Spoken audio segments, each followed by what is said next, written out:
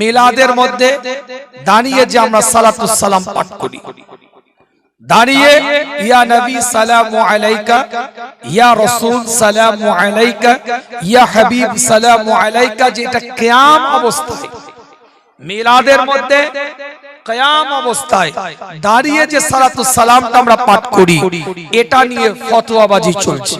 তার উপরে গুরুত্ব কেন দাঁড়িয়ে করেন, এটার উপরে যথাযথ দলিল আছে। তিনি দাঁড়িয়ে করেন মানে এটা মনে করবেন না মুস্তাহাসান মনে করেছেন বলে তার কোনো দলিল নেই, এটা মনে করবেন না। আমার কথা বোঝা যাচ্ছে? মুস্তাহাসান মনে করেও তার উপরে যথাযথ দলিল আছে। যারা আজকে ফতোয়াবাজি করছে, যারা আজকে দলিল দিচ্ছে, আম সমাজে বিশৃঙ্খলা করছে, নোংরামি করছে, বিভিন্ন আপনার অঙ্গ ভঙ্গি বিকৃত করে যারা আজকে নবীর সালামকে নিয়ে বিকৃতি করছে, তাদের আকাবিরদেরকে কয়েকটা কথা বলে দিয়ে যাই, শুনে নেন পরিষ্কার করে আপনাদের খেদমতে। হাজী ইমদাদুল্লাহ মাহাজির মক্কি রাহমাতুল্লাহ আলাইহি, তিনি তার কিতাব ফায়সালায়ে হাফতে মাসাইল কিতাবের মধ্যে তিনি লিখছেন, ফায়সালায়ে হাফতে মাসাইল কিতাবের মধ্যে তিনি লিখছেন, আমি প্রত্যেক বছর আমার বাড়িতে একটা মিলাদ শরীফের মাহফিল করি, আর সেই মিলাদ শরীফের মাহফিলে আমি আমার নবীর উপরে দাঁড়িয়ে সালাতুস সালাম পাঠ করি। এর বক্তা শুধু ভাইরাল হবে। কি ভাই কথা ঠিক বলছি না? শুধু ভাইরাল হবে, সব শালাকে ছেড়ে দিয়ে বেরে শালাকে ধর, কথা আছে না? সব কিছু ছেড়ে দিয়ে সব যে বক্তা উঠছে ফুরফুরাকে হিট করছে। ফুরফুরা শরীফটাই খারাপ। কি ভাই ইন্টারনেট, ইউটিউব, সোশ্যাল মিডিয়া দেখছেন না? এই কথা বলা দেখছেন না, দেখেন না? আরে তুমি একটা অন্য দলের মানুষ, অন্য মতের মানুষ, থাকো না, তোমার যে আমল ভালো লাগে তুমি করো না। আমার আকাবিররা কারোর বিরোধিতা শেখায়নি, আমার মুজাদ্দিদে জামান পাঁচ হুজুর পীর কেবলারা কারোর বিরোধিতা শেখায়নি, কিন্তু আমাদেরকে একটা উসুল, একটা নীতিমালা, একটা মত আমাদেরকে দিয়ে গেছে, সেটার উপরে আমরা কমপ্লিট। কথা ঠিক বলছি না?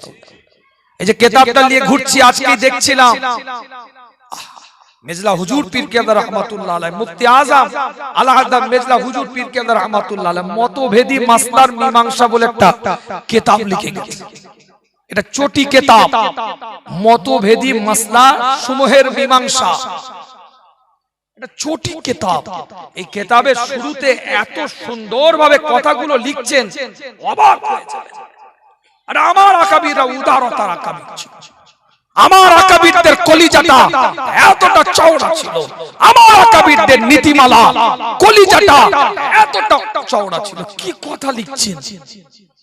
একটা মতভেদী মাসলা সমূহের মীমাংসা, যেখানে মতভেদী মাসলাগুলোই বলবে, আমার কথা কিছু বুঝো, যেখানে জুজি মাসলাগুলোই বলবেন, হেডিং দিচ্ছেন বইটার, সেই বইয়ের শুরুতেই তিনি বলছেন যে কেন মতভেদী মাসলার কথাগুলো বলবো, এর উপরে 12 থেকে 13 পাতা লিখেছে। কেন প্রয়োজনীয়তা, কি দরকার, আর এই কথাগুলো বলতে গিয়ে এত গুরুত্বপূর্ণ কথা সেখানে লিখেছেন, সেখানে কোনো তর্ক, ঝগড়া, ফাসাদ সৃষ্টি হবে এই ধরনের একটা পয়েন্ট লেখা নেই। ওই মতভেদী মাসলার মীমাংসার কথা বলতে গিয়ে এত গুরুত্বপূর্ণ কথা বলেছেন, যার মধ্যে দিয়ে কথাগুলোর মধ্যে দিয়ে মীমাংসা হয়ে যাবে। আমার কথা কিছু বুঝতে পারছেন না? বুঝতে পারছেন? আমাদের আকাবিররা উদার, আমাদের আকাবিররা পায়ের উপরে পা দিয়ে ঝগড়া করেনি, আর আমাদের আকাবিরদের প্রত্যেকটা জুজি মাসলা যারা আজকে বিরোধিতা করছে, যারা আজকে বিভিন্ন, আমি নাম বলছি না, নামটা বলতেই মানে বলাটাই হচ্ছে তাদের স্বার্থ, যে আমার নাম ধরে বলবে, টিআরপি বাড়বে, সাবস্ক্রাইব বাড়বে, ভিউয়ার্স বাড়বে, অ্যাডভার্টাইজমেন্ট বাড়বে, লোক জানতে পারবে, চিনতে পারবে, বুঝতে পারবে। এটার জন্যই তারা বলছে। একটা সামান্য আপনাদের খেদমতে কোনো বিষয় নয়, সেই বিষয়গুলোকে নিয়ে আমাদের পায়ের উপরে পা দিয়ে ঝগড়া করছে। কি ভাই কথা ঠিক না? আগে তোমরা তোমাদের অবস্থান ঠিক করো, তোমরা মুকাল্লিদ না গায়ের মুকাল্লিদ আগে ঠিক করো। তোমরা মুকাল্লিদ করো, তোমরা মাযহাবকে মানো না মাযহাব মানো না, আগে ঠিক করো। যদি মাযহাবকে মানো তোমার সাথে আমার আলোচনার বিষয়বস্তুটা একরকম হবে। আর যদি তোমরা মাযহাবকে অস্বীকার করো, মাযহাবপন্থীকে যদি কাফের কুফর করো, তাহলে তোমার সাথে আলোচনার বিষয়বস্তুটা আরেক রকম সিস্টেমে হবে। তোমরা যদি মুকাল্লিদিন গায়ের মুকাল্লিদিন হও, তাহলে তোমার সাথে আলোচনা একরকম হবে। তোমরা যদি মুকাল্লিদ করো, তাহলে তোমাদের সাথে আরেকটা আলোচনা হবে। কিন্তু তোমাদের অবস্থানটাকে ঠিক করো। পরিচয় দিচ্ছ একটা আকাবির মানো, পরিচয় দিচ্ছ একটা নীতিপথের মানুষ, পরিচয় দিচ্ছ একটাকে উলিলামর মানো। যাদেরকে পরিচয় দিচ্ছ, যাদেরকে আকাবির মানো, উলিলামর মানো, উসুল মানো, নীতি মানো, আজকে তাদেরই নীতির বিরুদ্ধে ফতোয়া দিয়ে বসে আছো। কি ভাই কথা ঠিক বলছি? একটা ছোট্ট কথা বলবো কথা প্রসঙ্গে যখন উঠলো, নাকি না সাবজেক্টে চলে যাব?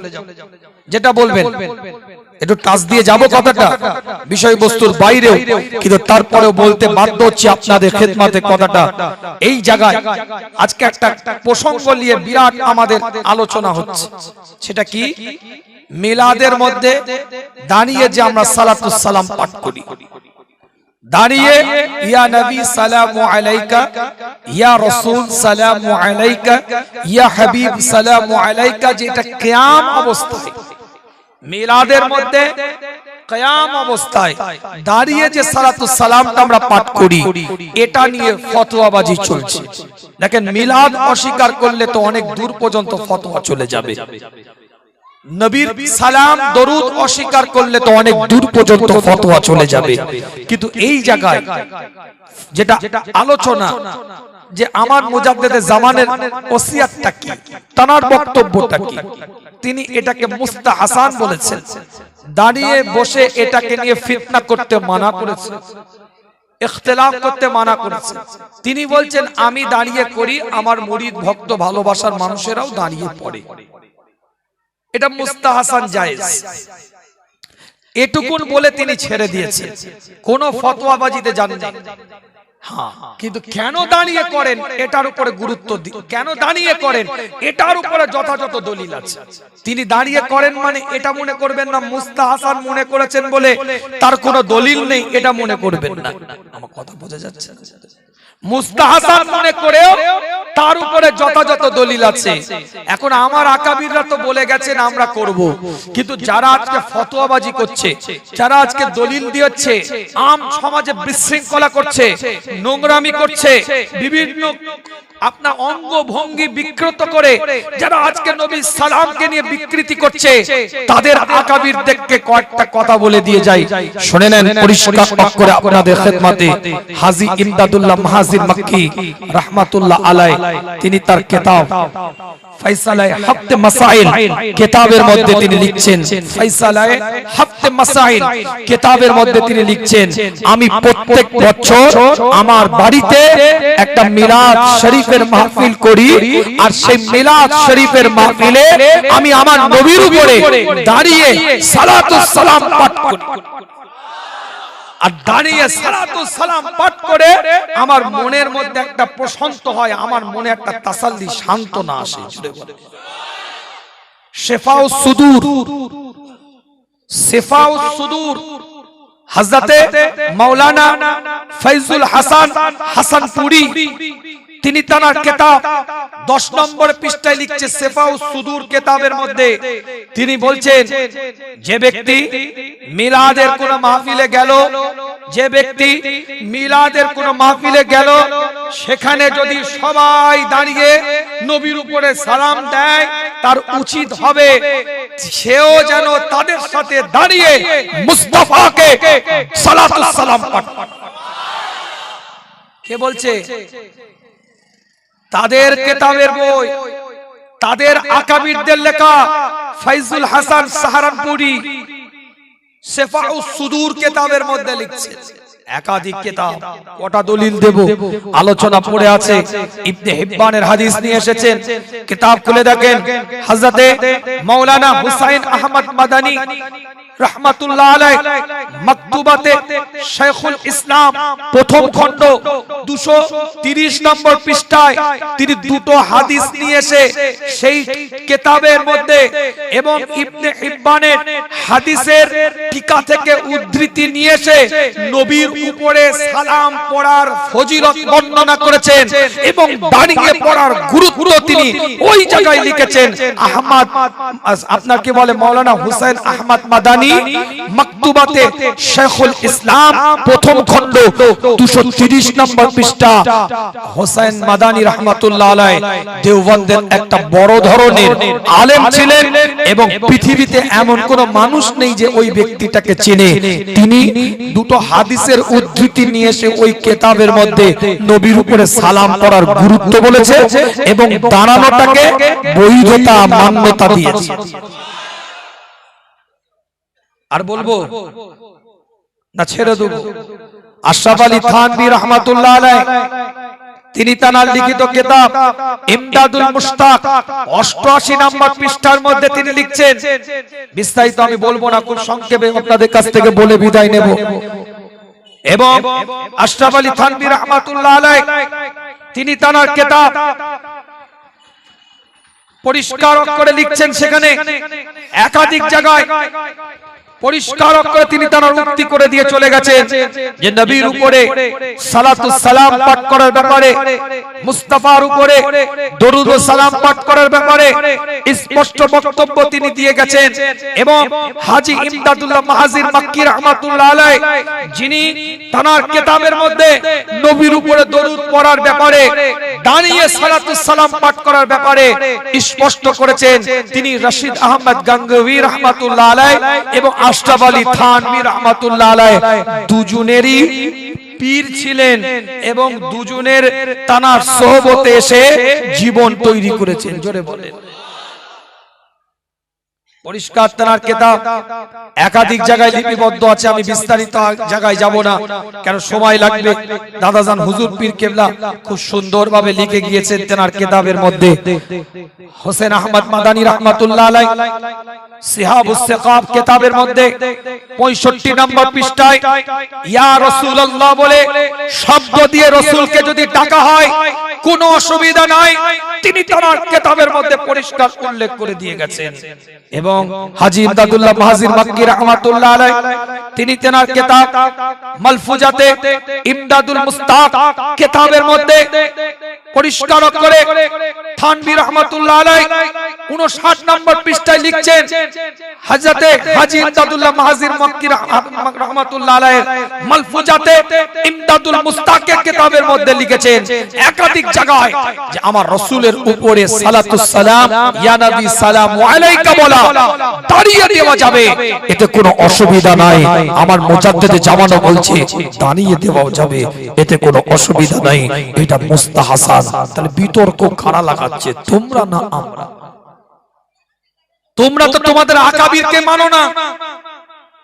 আমার নানা শুনে রেখেন, আমার বীরভূমে আমার মামার বাড়ি, বীরভূম ডিস্ট্রিক্টে লাভপুর বলে একটা জায়গা আছে, ওই লাভপুর থানার অন্তর্গত আমার মামার বাড়ি। আমার নানা 1957 সালে দেওবন্দ ফারেক একজন ছাত্র। আমার নানাকে দেখেছি আমি নিজের চোখে 1957 সালে দেওবন্দে ফারেক একজন ছাত্র। আমার নানা জানকে আমি নিজের চোখে দেখেছি দাঁড়িয়ে সালাতুস সালাম পাঠ করছে ফুরফুরা শরীফ এসে। শুধু তাই নয়, আমি প্রশ্ন করেছি, তিনি বলেছিলেন শোনেন, আমাকে আবার অনেক সময় আপনি আপনি করে কথা বলতেন, ভালোবাসতেন, মহব্বত করতেন এবং মুফতি আজম আলা হযরত মেজলা হুজুর রাহমাতুল্লাহ আলাইহির কাছে দীর্ঘ সময় বসে বসে আলোচনা করতেন। আমার নানা জান যখন দাদা জানের কাছ থেকে হেঁটে হেঁটে চলে আসতেন, তখন মেজলা হুজুর পীর কেবলা রাহমাতুল্লাহ আলাইহি বলতেন, দেওবন্দি দেখবে? দেওবন্দি, এই দেখো দেওবন্দি বলে ইনাকে, ইনি হচ্ছে দেওবন্দি। ঠিক এই ভাষা বলতেন। আলোচনা অনেক দূর চলে যাবে, আমি সেদিকে যাব না। মূল পয়েন্টটা আপনাদের বিষয়বস্তুর দিকে এগিয়ে যায়। আমার বলার বক্তব্য হচ্ছে ইখতিলাফ নয়, মতানৈক্য নয়। এখানে আপনাকে আমাকে বুঝতে হবে, যারা আজকে ফতোয়াবাজি করছে তারা অ্যাডভার্টাইজমেন্ট পাওয়ার জন্য তারা তাদের আকাবেরদের কিতাবটাই পড়ে না। তারা তাদের আকাবিরদের কিতাবটাও পড়েনি। আল্লাহ আমাদের সকলকে সহি বুঝ দান করেন, সকলে বলেন আমিন। যে যে খেয়ালাতের মানুষ হবে সেই খেয়ালাতের আকাবিরদের কিতাবগুলো একটু পড়ার দরকার আছে। আমরা ফুরফুরা শরীফের সিলসিলার মতবাদের উসুলের মানুষ, আমাদের উচিত আমাদের আকাবিরের কিতাবগুলো পড়া, তারপরে স্টেজে উঠে ফতোয়াবাজি করা। অনেক আলেম, অনেক মাওলানা, অনেক মুফতি, অনেক ইমাম, অনেক পীর সাহেব, পীরজাদা, হুজুররাও অনেক সময় ফুরফুরা শরীফের মূল আইডিওলজি নীতির বাইরে অনেক ফতোয়া দিয়ে বসে আছে, নিজেদের আকাবিরের কিতাবও পড়েন, এরকমও আছে। কথা বুঝতে পেরেছেন?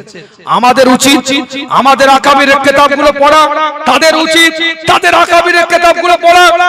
বেরেলিদের আলা হযরত রাহমাতুল্লাহ আলাইহি আহমদ রেজা খান আলা হযরত রাহমাতুল্লাহ আলাইহি হুজুরের যে আকাবিরের মূল মৌলিক কিতাব, তাদের উচিত তাদের ওই কিতাব পড়া দরকার।